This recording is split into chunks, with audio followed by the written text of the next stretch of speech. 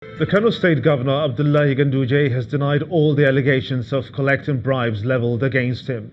The governor's position was conveyed through his representatives, the State Commissioner for Information Muhammadu Garba and the Commissioner of Justice Ibrahim Mukhtar, to the Kano State Ad Hoc Committee probing the alleged bribery.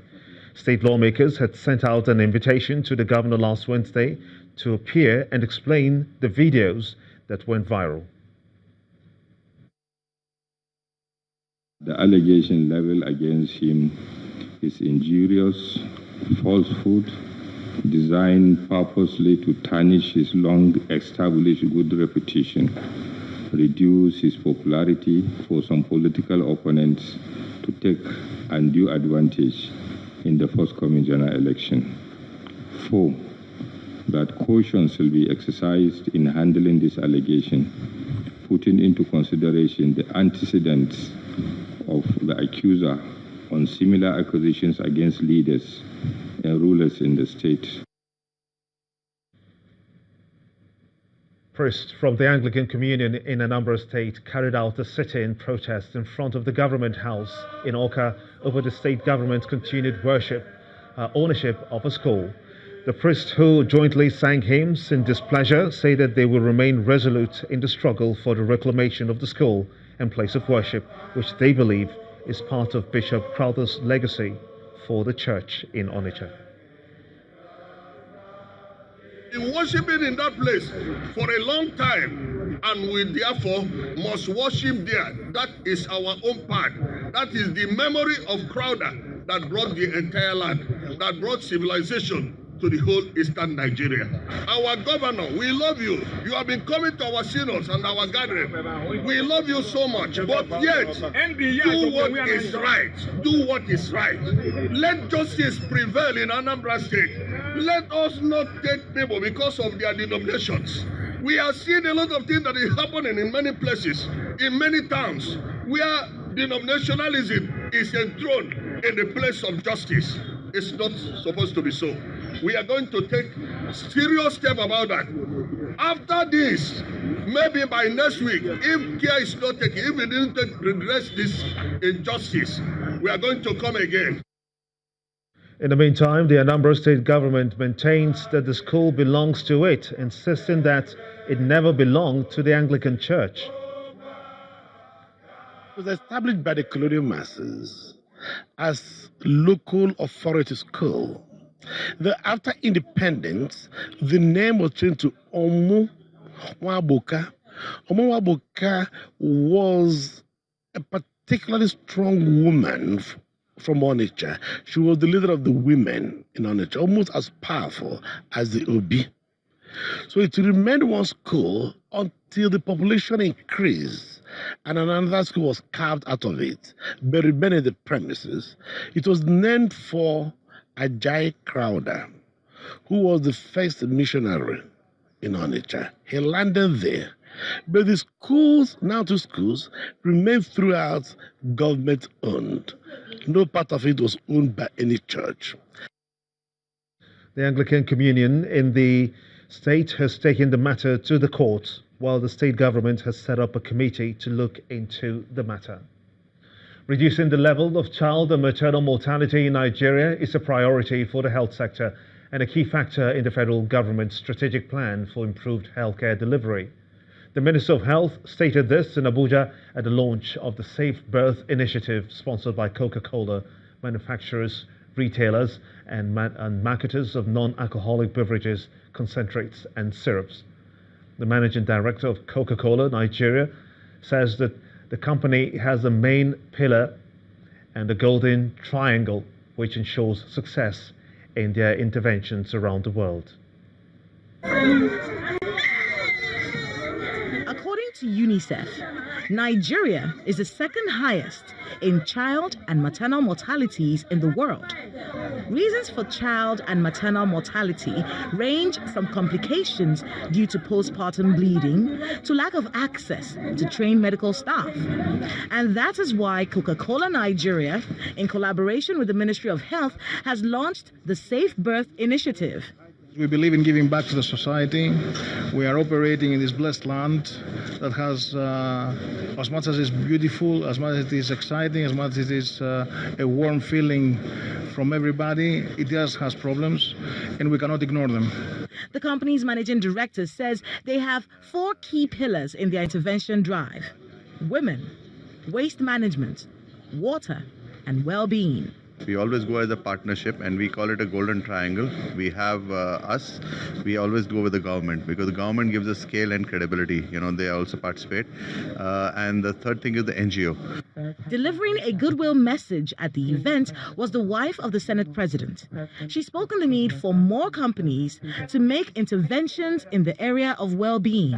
They said they wanted somebody to speak about well-being, and they couldn't find anybody in Africa whose focus was well-being, and they asked me why. And I told them that the reason we're not yet looking at well-being is because well-being is a luxury. In Africa, we're just trying to stay alive. The Minister of Health, while commending Coca-Cola Nigeria for the Safe Birth Initiative, spoke on the progress made by the present administration in its strategy for health. We are going to be a proud winner of about $660 million grant in the next 2 years from Global Fund. And Gavi is giving us about $1 billion over the next 10 years. We have installed the machine in the National Hospital that was in the crate for 3 years. We installed it. That machine is now working and can treat at least 100 people per day with cancer.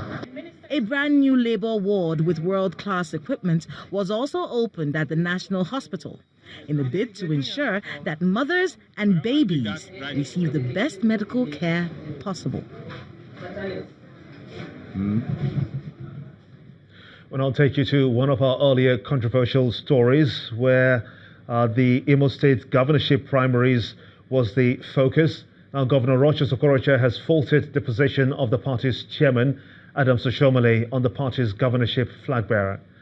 Governor Okorocha, in a telephone interview, told Channels Television that the APC chairman has not addressed the main issue of the primaries.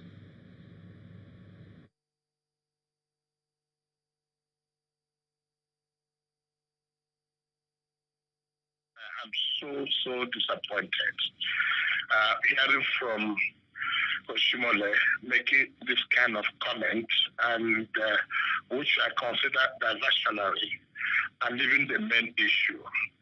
If you recall, this is the same Oshiomhole that did a press conference saying that the 2nd October primaries was full of fraud, and so he cancelled and conducted the 6th election primaries where Oshiomhole won.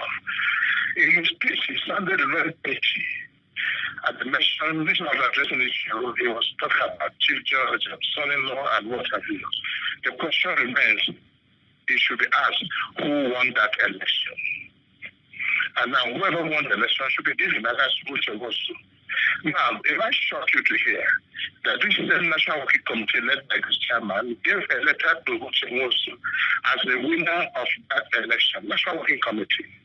They also had an extract from their minute of meeting saying that the Kula primaries have been cancelled. There's also an INEC report indicating that Oshiomhole won the election. Police report also indicates that the young man won the election. Every report is misfaithful. How can you send the name of the person who has not won any election to the INEC? But most important, since he said that he obeys court order, could you please ask him, and that's not the wrong question, what happened to the court order, to 2 court orders, directing that Oshiomhole's name be sent to INEC, and INEC should not accept bill or bill to any other name other than the Oshiomhole's name. That was meant to be sent to him and sent to the INEC.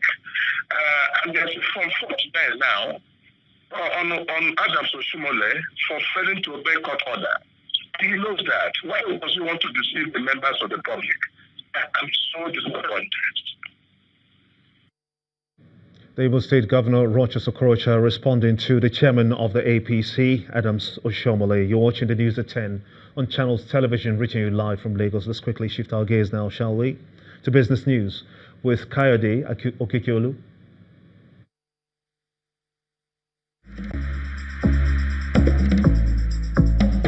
You First. First Bank.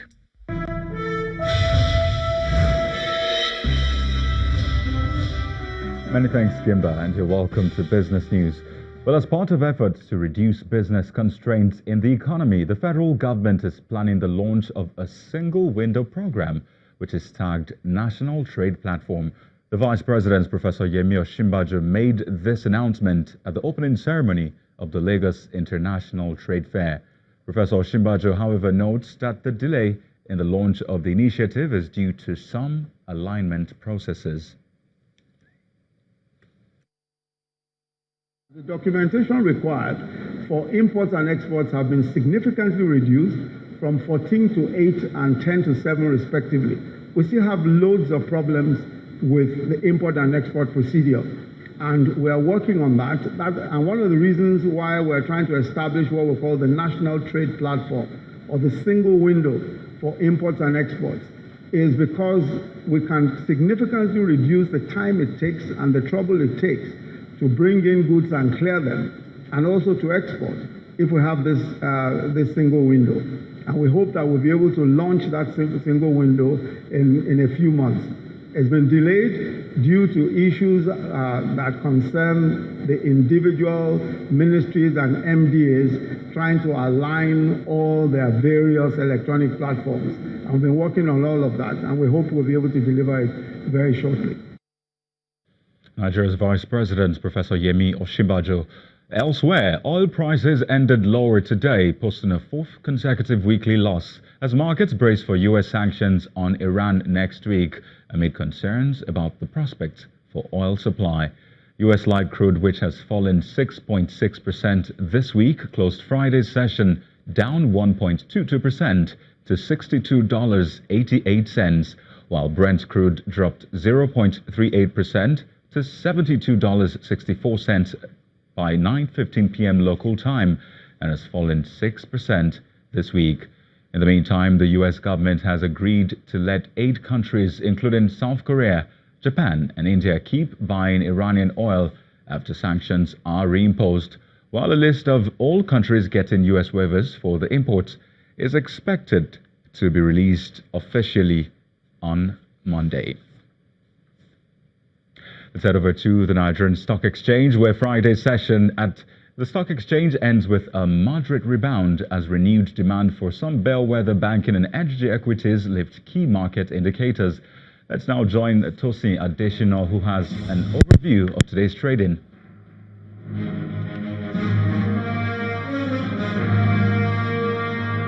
Hello and welcome to the Stock Market Report. The domestic stock market got a soft landing at the close of Friday's trading session after 3 volatile sessions this week on fresh bargain hunting by investors for bellwether equities. The positive performance is attributed to components of the banking and oil and gas sector, which helped to mitigate the losses from 3 other key sectors and lifted the main index by 0.37%. However, the price chart recorded a negative margin of 14 gainers, led by a 5.7% advance from Access Bank against 21 losers, led by 10% load shed from Nigerian Police Microfinance Bank and Cement Company of Northern Nigeria. FCMB, FBN Holdings and Fidelity Bank are the top 3 contributors to a total of 239.12 million shares traded in over 2,800 transactions for Friday. That's the Stock Market Report. I am Tosin Adesina. Thank you, Tosin. Despite a strong October jobs report, U.S. markets end Friday's session mostly in the red after U.S. President Donald Trump's top economic advisor, that's Larry Kudlow, refutes earlier reports that trade deal with China is imminent. Let's take a look at the figures.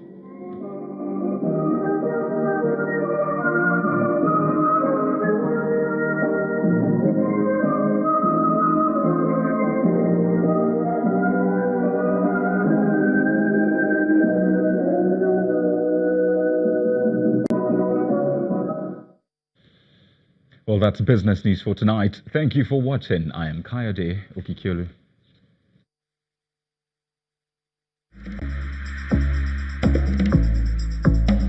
You First. First Bank. Still ahead on the news at 10, Super Falcons confirm readiness to defend African Women Cup of Nations title in Ghana on November the 17th. That's the sports news.